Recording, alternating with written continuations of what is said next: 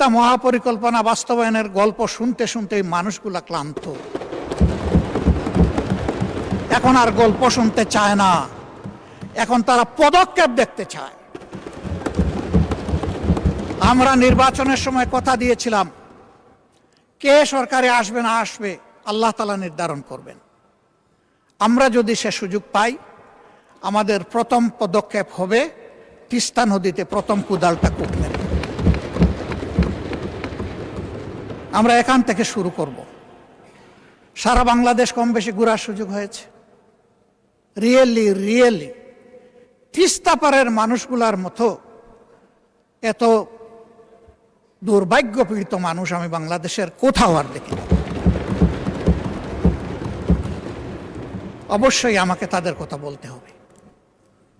আমার কথা এখানে তিস্তা মহাপরিকল্পনা বাস্তবায়ন অতি সত্বর, বিশ্বাসযোগ্য, দৃশ্যমান ভূমিকা নেওয়া হচ্ছে, আমরা দেখতে চাই। কারো চোখ রাঙ্গানিকে আমরা পরোয়া করব না।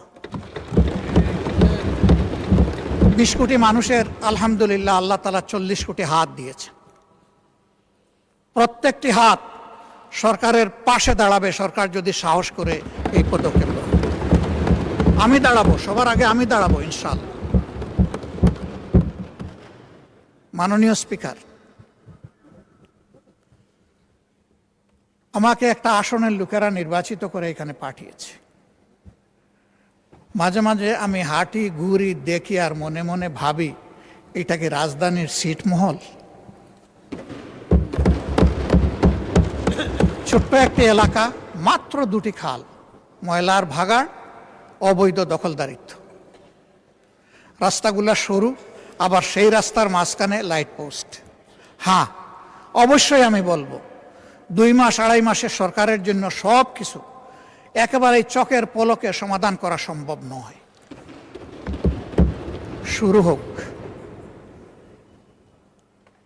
আমাকে লোকেরা বলে সংসদে আমাদের কথা বলবেন, আমি বলি যে বলবো ইনশাআল্লাহ।